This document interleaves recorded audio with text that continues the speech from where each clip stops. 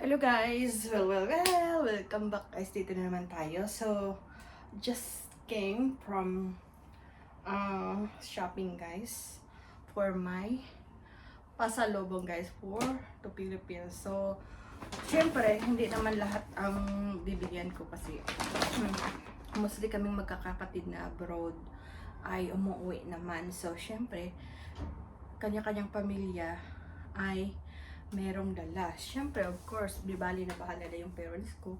Kung wala silang dala, ako meron. So, ang first na ano ko guys, ang pinuntahan kong shop ay Sports Direct. Yung binibili ko yung na Sports Direct guys ay dalawang sapatos. Ito yata yung sa anak ko eh. Hindi ko alam kung, sa kapatid ko pala ito na ano, pang basketball niya, na Seaman. I don't know kung magustuhan niya yung color ng sapatos na to. Wala kasi ibang available na ano eh, na color. So, iyan lang ang nagustuhan ko. So, 8.5 naman daw ang sukat niya.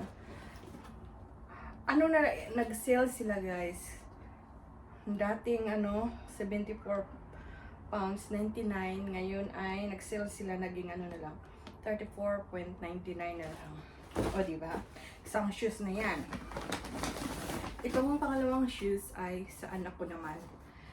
Sana, parang naalala ko 10 yata yung nabili ko nakaraan sa kanya na hindi niya nagustuhan. Tapos, yung kapatid ko nung lalaki, sabi niya 10.5 daw yung sukat ng anak ko. Ano naman ito guys? Dati, 74.99 din. Tapos, ang nag-sale sila ngayon 29.99 na lang, di ba? Ang laki ng binawas. So, ilalagay ko sa bagahe guys, hindi ko magdala ng box. Tatanggalin ko sa box. Ang laki. Parang malaki yata. So, ang laki ng paa. 10.5 to guys. Nag-block na ang pinili ko sa kanya kasi maarte. Iba pag may kulay ang bibilhin ko, hindi niya gusto. Pero hindi to Adidas sa ano ito, Carrymore. Ewan ko kung mayroon ito sa Pilipinas na brand Carrymore. Ganda kasi gusto ko yung spike niya ito. Pang basketball lang naman nila. Ayan. Hindi ko alam, baka malaki lang to sa kanya. At least may allowance, diba? Hindi masikip. Dati kasi 8 ang binili ko. Hindi na magkasya. 9. Hindi niya nagustuhan. 9 yata yun. Ewan ko kasi parehas daw magkasukat sila ng papa. So, 10.5 ito. So, at least naka-sale, diba? Nabili ako. Tapos, yan lang. Ang ano ko.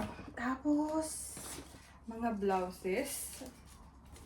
Mura ang blouses kasi tag 2 for 9.50 pounds. Pag dalawang bilhin mo guys, 2 for 9.50. Yan. 2 for 9.50. Pag isa lang ay 6 pounds. So, ang binili ko ay 8 pieces. Iba-ibang sizes. XL, large, medium. Kasi wala nang maliliit sa kanila, malalaki na. So, ang binili ko 8. 1,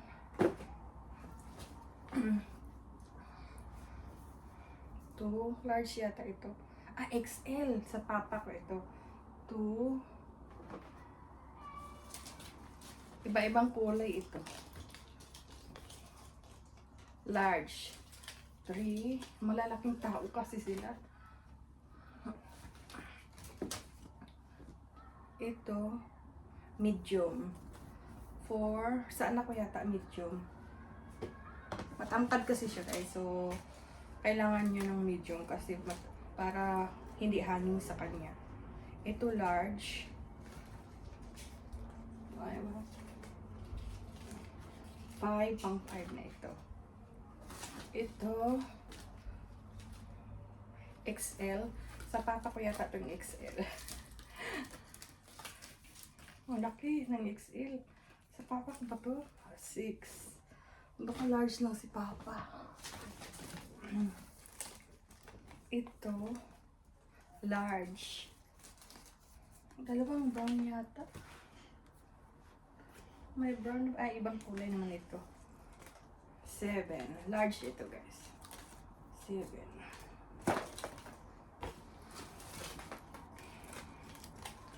Medium. Pang 8. Ayan. So, ang nabayad ko dito sa sa Sports Direct ay 104 pounds, 104 pounds, .98. Diba? So, mag-finalize ako guys sa Thursday. Kasi ngayon, at least nabili ko na lahat ng kailangan ko. Next, ang binili ko ay Primark. Ang binili ko sa Primark, kala ko tag 5 ang set. Para sa sa anak ng anak ko, lalaki. Lalaki kasi ang anak ng anak ko. Aking apo. So, set, 9 pounds. Set ito guys. Shirt at saka t-shirt. Short pants. Mayroon na kasi akong t-shirt na bili, 3 nung nakaraan. So, Eterno nito. Ayan, 7 pounds. Ito lang yata. Oo, set at saka kasi may na ako nakaraan, mayroon akong t-shirt 3. So, 3 din yung short. Ito sa mama ko, large. 3 pounds yata ito. Dalawa lang kung hindi. Pang bahay ko ito doon sa Pinas. Dalawa lang na t-shirt nabili ko. Tag 3 pounds. Tapos, nagbili din ako nito kasi sobrang init doon. So, ito. Spaghetti. 2 pounds ito guys.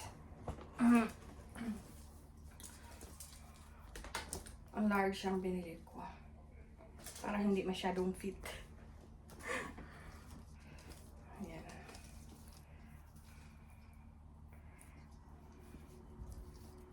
Baka malaglag. May adjustan ba? Walang adjustan. Baka malaglag ito sa shoulder ko.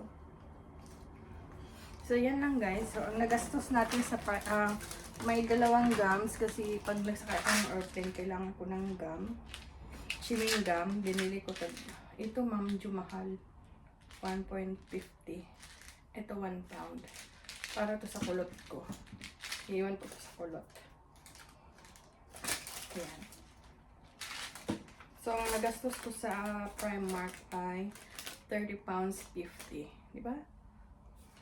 At saka last na yung last na pinasukan ko before ako nagsakay ng bus pa uwi ay Korean shop. Hindi mawala ang ating Korean shop guys.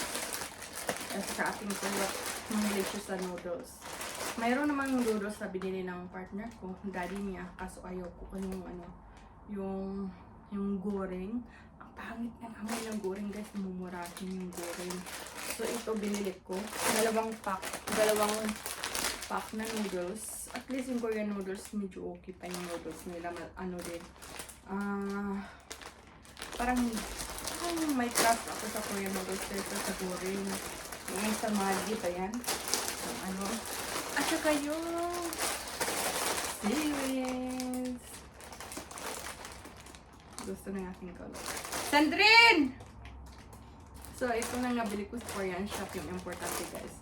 Noodles at saka seaweeds. Kasi yung sa salmon, ayaw niya kumain pag wala daw seaweeds. Kaya, kailangan may seaweeds. Para makain niya, bibili tayo ng seaweeds. Diba? Parang ginagawa kong kimbap. Yun. Sushi. With rice. Ibalot ko nito. Ibigay sa kanila. Ano lang. Sandrine! Sandrine! So, actually guys, hindi na ako mamimili. Ito na, last na talaga, final na talaga itong binibili ko. So, ang gagawin ko na lang ito, iaano ko sa maleta ko kung paano ko pagkasyahin na maabot ang kilo natin. na hindi maglampas, di ba? Kasi wala naman ako actually ilalagay ng importante sa aking hand carry. So, mga damit-damit, pwedeng ilagay ko sa hand carry or some of chocolates. Kasi nagbili ako ng nakaraan ng sa Lidl ng mga chocolate, guys. Kasi wala akong cases na mahanap dito. Walang stock sa Costco ng cases. So, may nahanap ako doon sa ano, ang mahal. So, I don't care na lang sa cases. At least may chocolate ako man. At least, mayroon naman akong napadalang chocolate doon sa maliit, sa bagahe ko, hindi sa box, na pinadala ko. At konting Toblerone. So, at may ibang chocolate naman ako nabili sa Costco. Yun lang. Tsaka ibang, ano pa, yung mix na chocolate, marang candy. Ihati-hati ko yun at ibibigay sa konti, kasi siyempre konti lang naman ang bibigyan natin, di ba? Kasi ayun nga, sabi ko nga sa inyo, kakauwi lang yung kapatid naming panganay, umuwi last March. Yeah, umuwi last March. Tapos yung pangalawa na sundan ko ay andun pa sa Pilipinas ngayon, galing naman sa Singapore. Yung eldest sister namin ay ano yun, Australia. So, wala kong pakialam kung may binigay sila sa mama ko. At least, wag nila akong i-compare, diba? So, hindi kami mag-compare kasi kanya-kanya naman kaming ano. Tapos, yung among pangalawang sister ay Singapore naman. Andun pa ngayon. O, babalik siya na Singapore sa end pa ng month, sa 30. O 30 or 31st.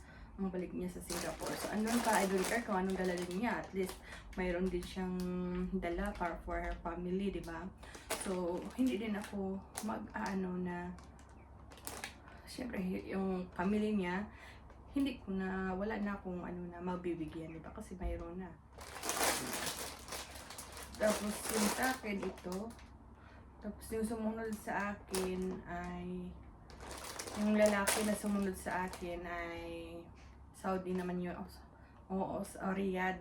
Riyadh naman yun siya. Sila mag-asawa. Uuwi naman yung kapatid ko sa end of the month. Itong end of the month na to. So, yun ang kapatid ko na lalaki na abroad na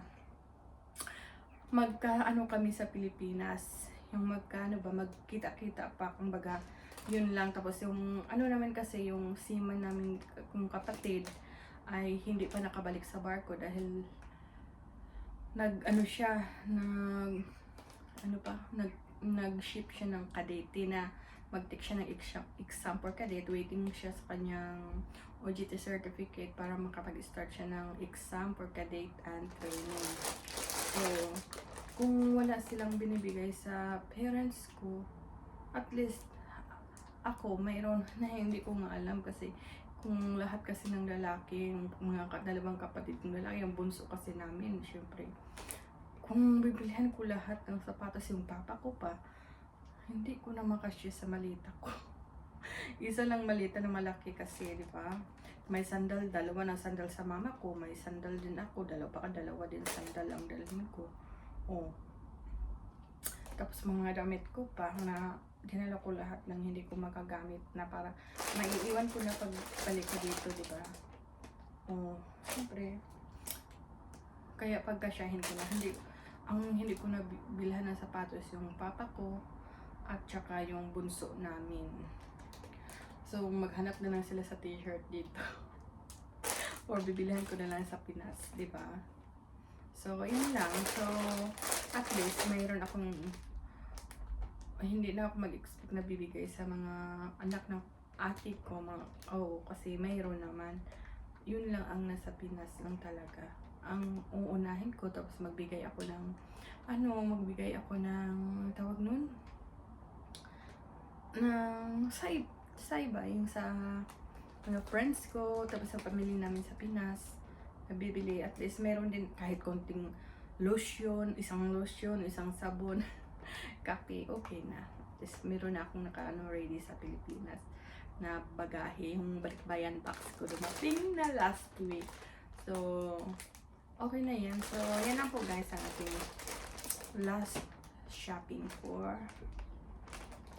Philippines holiday.